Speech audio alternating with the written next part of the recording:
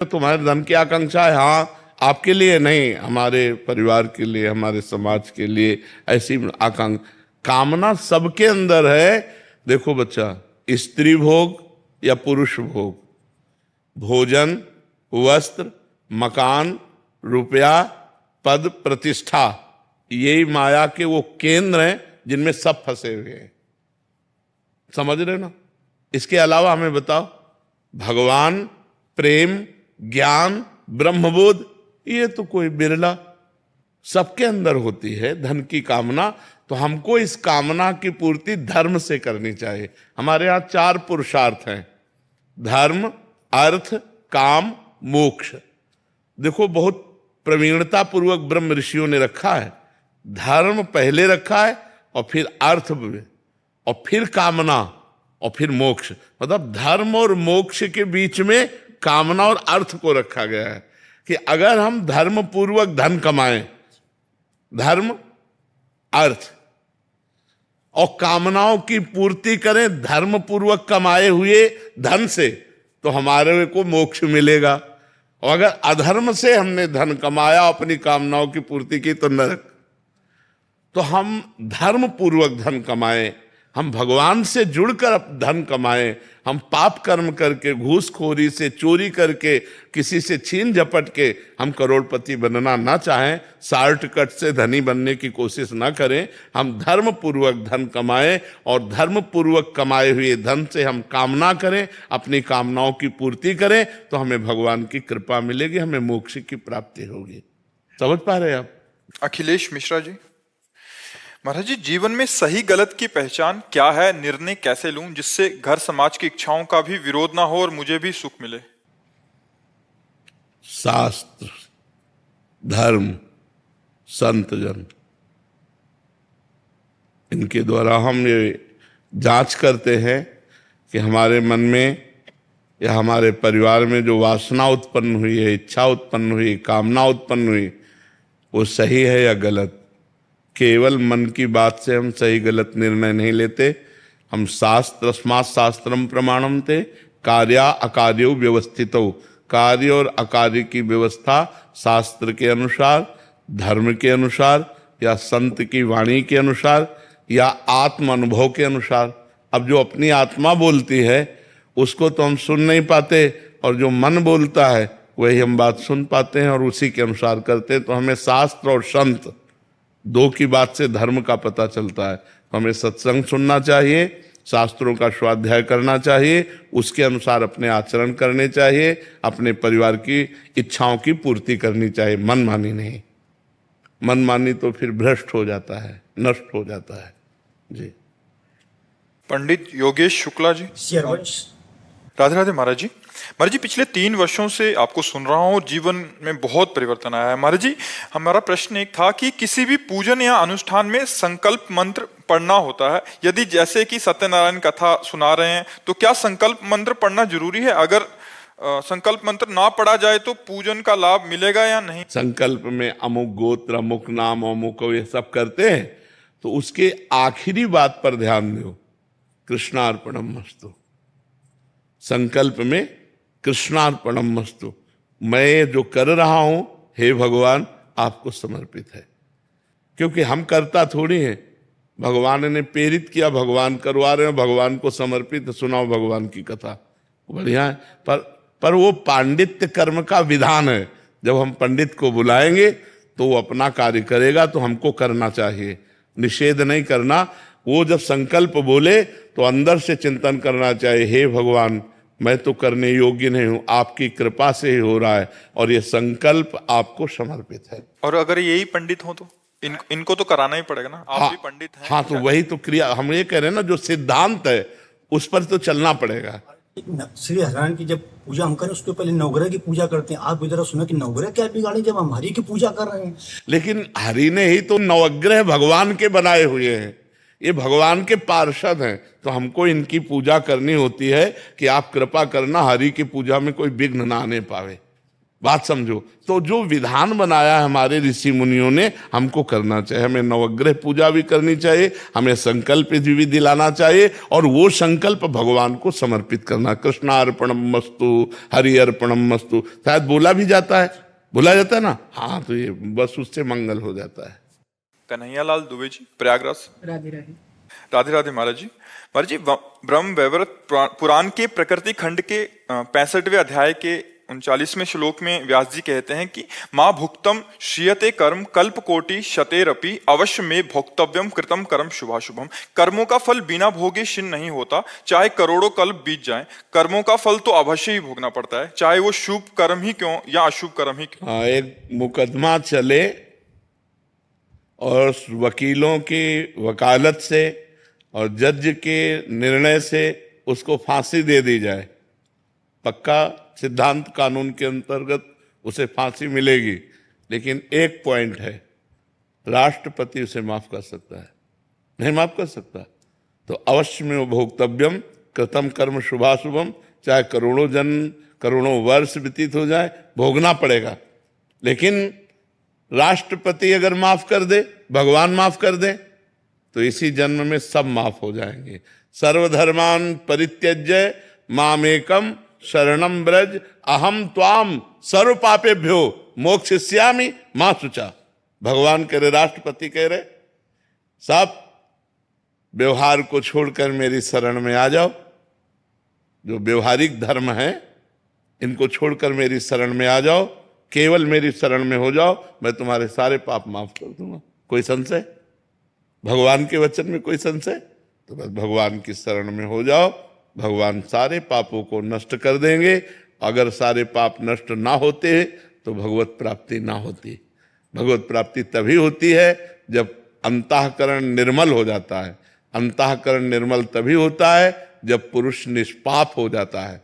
तो निष्पाप तभी होगा जब भगवान की शरण में हो जाए, भगवान का नाम जप करे, भगवान का नाम कीर्तन। नाम भागवत का आखिरी श्लोक, नाम संकीर्तनम यस्य सर्व पाप प्रणाशनम प्रणामो दुख शमनम तम नमामि हरिम परम। जिन हरि का नाम संकीर्तन सारे पापों को मिटा देता है। ऐसे सिद्धांत में आपको भोगना पड़ेगा, लेकिन भगवान की शरण में आने पर, भगवान का नाम जप करने पर, भगवान का नाम कीर्तन करने पर सारे पाप नष्ट हो जाते हैं। समझ में आई बात आपके? किशोर भावसार जी, इंदौर से। राधे राधे। राधे राधे महाराज जी। गुरुदेव, कई वर्षों से नित्य श्रीमद् भगवत गीता जी का पाठ करता हूं। उसमें भगवान ने इंद्रियों पर मन एवं मन से परे बुद्धि को बताया है, और भक्ति भाव मन का विषय है। तो भगवान ने बुद्धि को सर्वश्रेष्ठ क्यों कहा है महाराज जी? बुद्धि निर्णायक है। जैसे शरीर एक रथ है, किसका प्रश्न है? शरीर एक रथ है, इस रथ की इंद्रियां घोड़े हैं, मन लगाम है, और ड्राइवर सारथी बुद्धि है। पूरे रथ में दारोमदार सारथी के हाथ में है ना? अगर वो जरा सा प्रमाद में हो जाए तो बलवान घोड़े खंडक में डाल देंगे।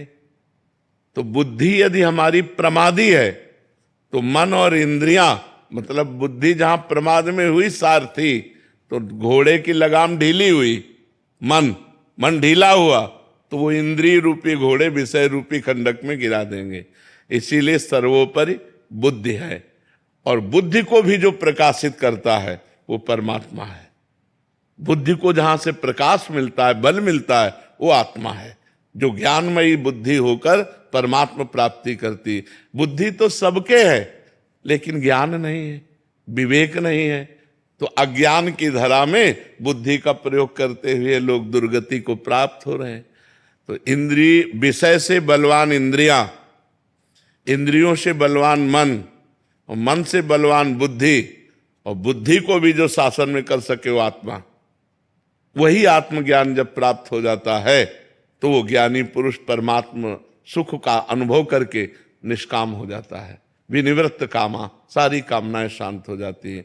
तो अंतःकरण चतुष्टय में मन बुद्धि चित्त अहंकार में श्रेष्ठ बुद्धि है, क्योंकि बुद्धि निश्चय करती है, बुद्धि निर्णायक है, बुद्धि न्यायाधीश है।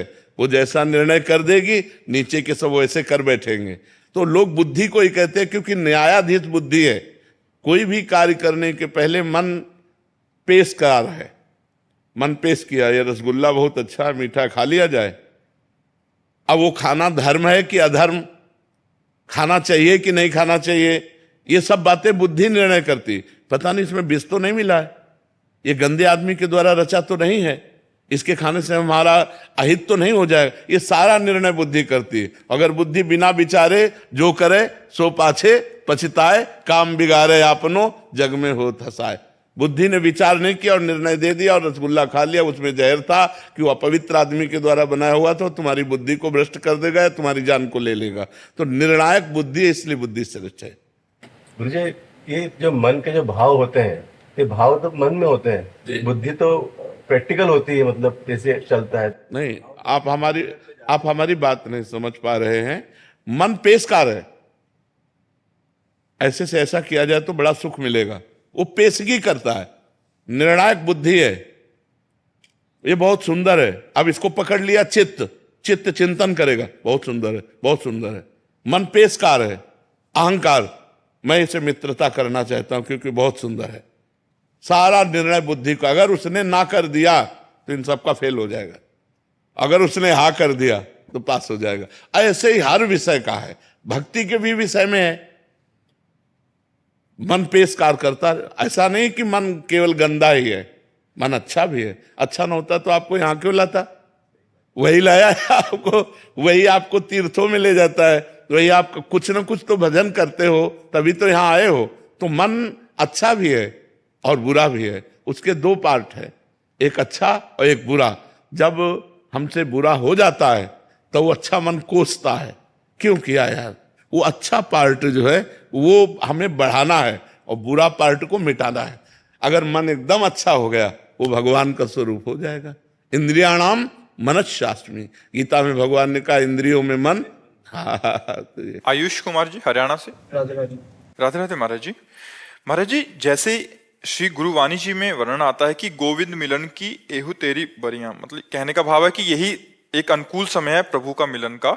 तो महाराज जी, पर ये मन तो अभी भोगें ऐसा बार बार प्रेरित करता है, बाद में देख लेंगे भगवत प्राप्ति। तो यहाँ भगवत प्राप्ति की लालसा उत्पन्न नहीं होने देता। बहुत कठिन, यही समस्या है, बस यही समस्या है। आपकी ही नहीं, सबकी चराचर जगत में यही समस्या है कि हमारा मन, चूंकि भगवान दिखाई नहीं दे रहे, भगवान का सुख आगे मिलेगा ऐसा समझ में आता है और भोग अभी मिल रहा है ऐसा सिखा करके हम सबको भ्रष्ट कर देता है मन। आप तो मान लो गृहस्थी में है, जो परमार्थ की ऊंचाई पर चढ़ना चाहते उनको भी नीचे घसीट लेता है। बस इसी की कटिंग कर दे कि मुझे कुछ नहीं, मुझे केवल परमात्मा चाहिए, नहीं चाहिए चाहे जितना बड़ा सुख हो, मुझे नहीं चाहिए, मुझे भगवान चाहिए। और आगे बढ़ता चला जाए तो भगवान मिल जाएंगे। लेकिन इतना रास्ता कटीला है और इतना सुहावना है, कटीला है। भगवान के मार्ग में जैसे आप कदम रखो तो सहयोग देने वाला कोई नहीं मिलेगा, गिराने वाले ज्यादा मिल जाएंगे। अच्छे मार्ग में कदम रखो तो बहुते कोई बिरला साथी मिलेगा, नहीं साथी नहीं मिलेगा। जो सच्चे मित्र होते हैं वो कम होते हैं, जो छली कपटी पाखंडी तो बहुत होते हैं। तो हमारा मन हमारा दुश्मन है इस समय, क्योंकि वो इंद्रियों के संयोग में सुख देख रहा है, परमात्मा में नहीं। अगर परमात्मा में सुख की भावना दृढ़ है तो हम इंद्रियों में सुख की भावना को रोक सकते हैं, क्योंकि वो नाशवान सुख है। पर ये सब ज्ञान की बातें दिमाग में भरी रहती हैं और मन हमारा हमको गिरा ही देता है। तो ये बड़ा सुहावना मार्ग है, इतनी सुनहरी सुनहरी वाटिकाएं हैं कि लगता थोड़ी देर आराम कर ले, फिर भगवान के यहाँ तो चलना ही है। बस जीव इसी में भूल जाता है। कंचन, कामिनी, कीर्ति, ये बड़ी सुनहरी सुनहरी वाटिकाएं हैं। और चलने में जो हमारे रोड़ा बनते हैं, काम, क्रोध, लोभ, मोह, मद, मत्सर, तो एक कटीला भी मार्ग है और सुहावना भी मार्ग है। जो कटीला में उबे नहीं, सुहावना में फंसे नहीं, वो आगे भगवान को प्राप्त कर लेगा। बड़ा कठिन इसीलिए कहा जाता है कि चलते चलते ये सब सुंदर वाटिकाएं आती हैं, सुंदर शरीरों का भोग, मन खुश हो गया, या बड़ा नाम हो रहा है, बड़ी कीर्ति और मन खुश हो गया, अब रुक गया, भगवान तक नहीं पहुंच पाया। इन सबको जो पार कर जाए तो फिर रिद्धियां सिद्धियां, उनको जो पार कर जाए वो भगवान को प्राप्त कर लेता है। तो हमें लगता है हमको थोड़ा हिम्मत करनी पड़ेगी। जब हमारा मन भोगों की तरफ ललचाए तो हमको थोड़ा कठोर बनना पड़ेगा। यार ये नहीं, ये तो बहुत जन्म भोगे हैं, अब मुझे भगवान चाहिए। पर ये कोई बिरला ही कर पाएगा, फिर भी कह रहे बिरला ही कर पाएगा, नहीं तो फिर गिर जाएगा। इतना आकर्षण जोर का है माया का कि कोई अच्छा भगवान अगर एक बार दिखाई दे जाए तब तो कुछ हिम्मत बने। अब वो दिखाई तो देते नहीं प्रगट में, यद्यपि वो सर्वत्र हैं पर दिखाई नहीं देते। और एक बार हमसे कह दें चिंता न करो मैं तुम्हारे साथ हूं प्रगट में, तो कुछ मतलब कुछ पकड़ तो है नहीं। नाम जप कर रहे हैं, कथा वार्ता सुन रहे हैं, पर है ऐसा मान लिया है, कहाँ है कैसे है ये अभी समझ में नहीं आ रहा है। और ये तो दिखाई दे रहा है ना, तो बस इसमें मन फंस जाता है। अगर भगवान कृपा करे थोड़ा सा झांकी दिखा दे तो जीव का मन कभी कहीं जा ही नहीं सकता। ये पक्की बात कहते, इतने सुंदर इतने लुभावने भगवान हैं कि एक बार अगर झांकी मिल जाए तो मन कभी जाएगा नहीं, मन पंग हो जाएगा, अचल हो जाएगा, स्थिर हो जाएगा। इसीलिए नाम जप करते कि कभी करुणा निधान कृपा कर दे और एक झांकी मिल जाए तो हमारा निहाल। बड़े बड़े ऋषि मुनि, मुनि मन ध्यान धरत नहीं पावत, बड़े बड़े मुनिजन ध्यान धरते हैं पर भगवान उनके ध्यान में नहीं आते। वो कृपा कर दें तो बात बन जाए। तो जब हमारा मन भोगों की तरफ लालायित हो तो हमको विचार करना चाहिए कि भोग तो बहुत जन्म भोग लिए, अब इस जन्म में भगवान से मिलना है और हम भोगों का त्याग करें तो हमें भगवान की प्राप्ति हो जाए। अब जोत सिंह जी दिल्ली से। राधे राधे महाराज जी। पूज्य स्वामी जी, भगवत गीता में श्री कृष्ण जी कहते हैं कि जो मनुष्य इंद्रियों के विषय में ही सुख ढूंढता है वह स्थायी शांति और आनंद नहीं प्राप्त कर सकता। आज के समय में जब सब आनंद को भोग विलास नशा और क्षणिक सुखों में ही खोजते हैं, तब क्या ये संभव है कि हम गीता के उपदेशों के अनुसार आधुनिक जीवन की सफलता के साथ साथ सच्चा आत्मानंद या आध्यात्मिक शांति को प्राप्त या उन्नति को? देखो, बिना विषय सेवन के शरीर चलेगा नहीं। शरीर के लिए विषय सेवन आवश्यक है और बिना विषय सेवन के धर्म की भी पूर्ति नहीं होगी। दोनों बातें देखनी। जैसे आप गृहस्थ हैं तो आपकी पत्नी है, अब पत्नी के संबंध से विषय सेवन करना धर्म है और पराई पत्नी से अधर्म है। तो जो यदि हम अपनी पत्नी से प्यार करते हैं, अपनी पत्नी से ही संग करते हैं, तो विषय सेवन तो हो रहा है लेकिन वो भगवान की तरफ बढ़ने में बाधा नहीं पहुंचाएगा। अगर हम गलत सेवन करते हैं, दूसरी माँ बहनों की तरफ गंदी दृष्टि रखते हैं, वो हमें नरक ले जाएगा, वो भगवान की तरफ नहीं ले जाएगा। अब हम भोजन पाते हैं, पाना पड़ेगा शरीर पोषण के लिए। अब हम अच्छा से अच्छा भोजन, जितना हमने धर्म पूर्वक धन कमाया है हम पाएंगे, लेकिन मांस नहीं पाएंगे, अंडा नहीं पाएंगे, मछली नहीं पाएंगे, शराब नहीं पिएंगे। ये करेंगे तो नरक जाएंगे। और अगर अच्छा भोजन बनाकर और बड़े बुजुर्ग भूखे किसी को या भगवान को अर्पित करके हम पाते हैं, वो हमारा धर्म है, वो हमें भगवत प्राप्ति के मार्ग में ले जाएगा। खाली समय में बैठकर हम भगवान का नाम जप करें, जो हमारी गुरुवाणी, जो हमारे शास्त्र कहते हैं वैसे हम जीवन व्यतीत करें। हम व्यर्थ समय नष्ट ना करें। जब हम व्यवहार में करें तो ईमानदारी और सच्चाई का जीवन व्यतीत करें। इसी से भगवत प्राप्ति हो जाएगी। भगवत प्राप्ति कोई कठिन नहीं है। अपने गृहस्थी के भोग भोगते हुए धर्म पूर्वक और नाम जप करते हुए हम भगवान को सहज में प्राप्त कर लेंगे। लेकिन अब आज धर्म की रेखा के अंतर्गत चलना बड़ा कठिन हो रहा है, नहीं हो रहा है। अगर हम गृहस्थी में चलें और अपने धर्म के अनुसार चलें तो हमें भगवत प्राप्ति हो जाएगी। लेकिन हम धर्म के अनुसार नहीं चलते, जिससे हमारे हृदय में अशांति, भय, चिंता, शोक ये अपना निवास बना लेते हैं और हम दुखी हो जाते हैं। तो हमें धर्म से चलना चाहिए। विषय सेवन किए बिना कोई नहीं रह सकता, जी नहीं सकता। हमारे पानी भी विषय है, भोजन भी विषय है, वस्त्र भी विषय है। अपने अनुकूल, धर्म के अनुकूल, ये दो डिपार्टमेंट है। अपने अनुकूल तो फिर गड़बड़ हो जाएगा। हमारा मन कह रहा है ये भोगना है, हमारे अनुकूल ये पड़ रहा है, अब हमको वहां देखना धर्म के अनुकूल है कि नहीं। धर्म के अनुकूल विषय सेवन करना और धर्म के प्रतिकूल का त्याग कर देना और भगवान नाम जप करना और सबका मंगल। कोई बिरला दिमाग होगा जो मन में जो आए वही वाणी में है और वही आचरण में है। कोई बिरला होगा, मन में कुछ और चल रहा है, वाणी से कुछ और बोल रहे और आचरण कुछ और बता रहे। छल कपट की वृद्धि होती चली जा रही है। मतलब कोई बिरला ऐसा होगा जो सत्य और शुद्ध मार्ग में चल रहा हो। तो आज हमारा गृहस्थ धर्म में उद्देश्य केवल बन गया है धन, भोग, मौज मस्ती। धर्म, बिरला ही कोई धर्म को धारण करने की बात सोचता है कि हमारा धर्म क्या है। गलत रास्ते में मत जाओ। ये नई अवस्था नशा के लिए नहीं है, बेविचार के लिए नहीं है। तुम पढ़ो लिखो, उन्नति करो, राष्ट्र में ऐसे पदों पर जाओ जिससे हमारे समाज को सुख पहुंचा सको, इसलिए कहते हैं। तो ऐसे चले तो आनंद की अनुभूति हो जाए। संजय जी सूरत से। राधे राधे महाराज जी। महाराज जी, आजकल वृद्धा आश्रमों में माता पिता और असहाय बुजुर्गों की संख्या दिन प्रतिदिन बढ़ती जा रही है। जिन लोगों ने अपने बच्चों का पाल पोस कर इतना बड़ा किया, अब उनको अकेलापन और तिरस्कार का सामना करना पड़ता है। महाराज जी, परिवारों में ये अकेलापन महाराज जी क्यों बढ़ता जा रहा है? सब स्वार्थ बुद्धि होती जा रही। आपसे क्या कह रहे, धर्म अगर का धर्म का पालन करे तो हर पुत्र का कर्तव्य है कि जब तुम सोचने लायक नहीं थे, लघुशंका करने का ज्ञान नहीं था, तब तुम्हें अपनी गोद में लघुशंका करते हुए भी तुम्हारा पालन पोषण किया माँ ने। आज वही माँ बूढ़ी हो गई, बिस्तर पर शौच कर रही, अब तुम्हारा कर्तव्य है कि उसके शौच का प्रक्षालन करो, उसको खवाओ पियाओ। देखो, हम कह रहे हैं अनाथालय में आप 20,000 रुपया महीना उनको भेजते रहो, तो भी जो तुम्हारा प्यार है वो उनको चाहिए। उस समय 20,000 रुपया नहीं चाहिए। जब माँ को दुलार करके, पिता को दुलार करके, बातचीत करके खवाओ पियाओगे, वो सुख जो उनको मिलेगा वो रुपये से सुख नहीं मिलेगा।